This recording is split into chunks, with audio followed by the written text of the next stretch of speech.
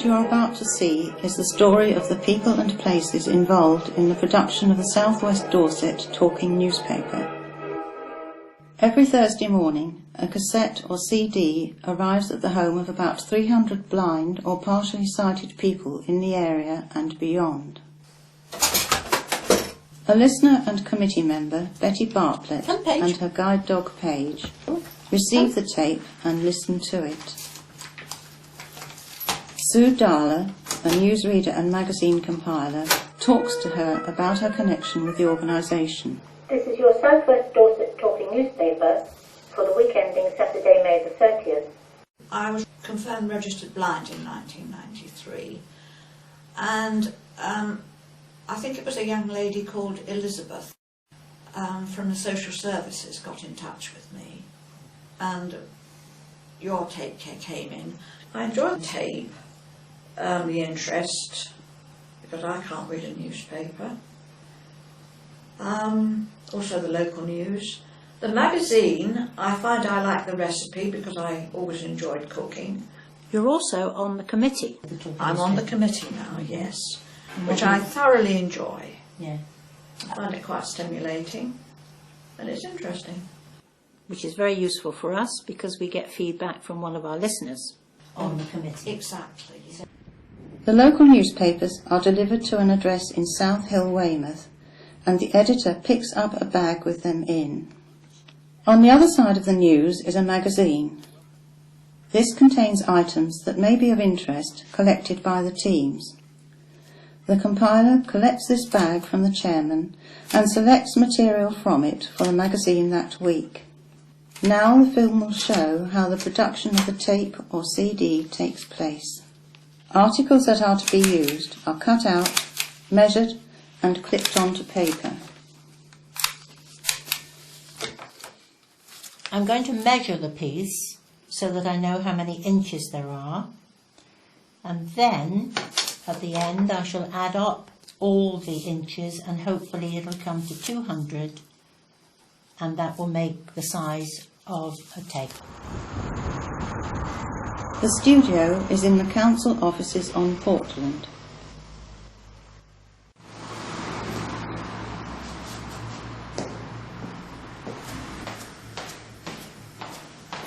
On Monday or Tuesday, the recording takes place, and here we see 3 people reading the news. The news items for this edition are taken from the Dorset Echo, the Bridport and Lyme Regis News, and the Western Gazette. The community volunteers who took over the running of the carnival last year announced earlier they were halting the reign of the Carnival Queen because they thought the event was outdated. But volunteers manager Sue Follen said, "The Carnival Queen is back, following an overwhelming response from the community. We have listened to the red light warns the next reader that the article is about to end. A Labrador is rescued from 200 feet up. Coast Guards plucked a dog to safety after it plummeted over 200 feet down on the Dorset coast. Buster, the golden Labrador, became stuck on a ledge about 10 feet down after taking a tumble on the cliffs above Man o' War Bay near Durdle Door. Arthur Stubbs, with his wife Audrey, for many years had the studio in their loft, and here he shows the mayor around. Each year, the mayor is invited to visit the studio, and this time she commented on the photo of previous committee members. And then it comes back to the trading estate up at the Tradecroft or whatever it's called. Because it's very interesting to see, obviously, that it was the free post, which we were saying, because it would. I should think everybody's budget would be taken up in the free post. Because obviously these... Yes, it gets sort of tattooed, doesn't it?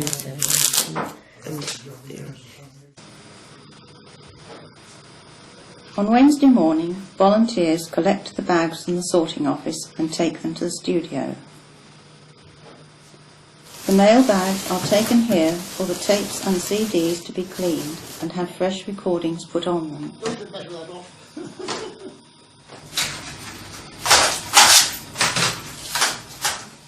The magnet cleans off the tapes and they are then ready for the new news.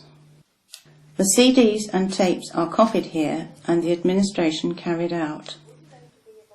The cassettes are copied 16 at a time, but the CDs cannot be reused, so new ones are needed each week. There are individual barcodes on the wallets, yellow for cassettes and red for CDs. The mail bags are then returned to the post office. George, our technical engineer, and his wife Sheila compile the annual rota of teams.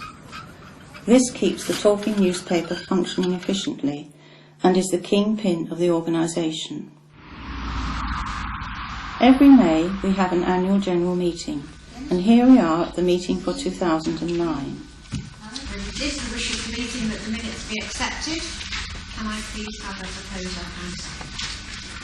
Arthur for one, and Jane. So once again, welcome. Well, another year's passed, and we're still at the studios at Portland Town Council offices. As I reported last year, arrangements were going ahead for a move to a new studio within the offices, as the council had kindly allocated to us a space within their proposed plans. I know that I would not be standing here now if it wasn't for Anne, because she's done so much towards the general running of the talking newspaper, and I would really like to say a personal thank you, Anne.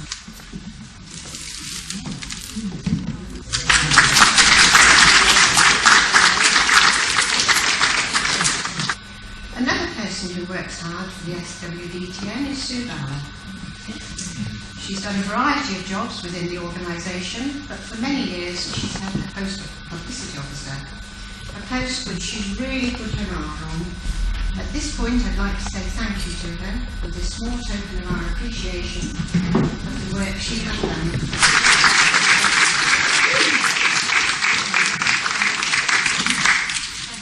Thank you. Hopefully all of you have got some sight of the expenditure account that was handed out as you came in. You'll see, starting off, the grants, Dorset County Council, we got nothing from them this year. They've changed their system and say that they'll give us some advice on how to raise money. But so far nothing concrete. Donations, see £3,287.84, £123 from Andrew Kerr, who sponsors the leaflets, so that comes out of the expenditure. Various donations from over 20 different individuals, including monies from various organisations that have given money to Sue when she's been out to do talks. So we're very grateful for all that money. That really does keep us going. On the expenditure side, we've got the rent of offices, the £1,000, which we still pay, and this is the amount we've been paying for goodness knows how many years, and long may it continue, though when we do eventually have to change offices, it is possible and likely that the rent will go up a little bit at least. About £560 on CDs that we've got a good stock of, but we're using a fair number of CDs that are not reusable, so that's where that goes. Needless to say, I'm very biased about the talking newspaper. I think it's one of the best organisations that I've ever been in touch with. And the way it's grown and developed speaks well of the team. And it's growing all the time. It doesn't become stagnant. And having Michael on board too brings a young person's view, which is very good. I can remember when Michael joined, he said, "Do you mind me doing all these things, Sue?" And I said, "No, Michael. When we're all up in that big recording studio in the sky, you're going to be down here doing it for us." I've been with the talking newspaper since 1997 now, so quite a few years, and I've enjoyed every step of the way. I was a young mum at home with 2 small children. I wanted to do something that didn't take up all of my time. So I saw an advert in the Echo which said, could they have volunteers? And I love sight reading, I love reading generally, so I volunteered. It must have been about 20 and a half years ago, because my son's now 23, and I think he was not quite 2 when I joined. We were approached by social services wanting to start a talking magazine in Weymouth, and I believe Diane was one of the first to actually read. You read the very first newspaper. As the weeks went on, they thought it would be a good idea to have something on the other side of the tape. So what about a magazine? And I was approached to ask if I would edit and do the magazine. I enjoyed doing that very much indeed. When I saw the advert in the Echo for somebody to come and help and read, I did put it on the fridge for several days and think about it. And then I thought about it again. And then I thought, my mother has vision problems, my grandfather went blind, and I know how isolating it can be if you can't hear or if you can't read. So I decided that would be a good thing to help with. I like the people. I can't get enough of the people. It's absolutely fantastic to work with so many talented people and so many enthusiastic people as well. And it's real community involvement, and I really, really enjoy it. The recording and compiling of this DVD has been carried out by the Weymouth Video Club, and we are grateful for all the time that they have spent on this project.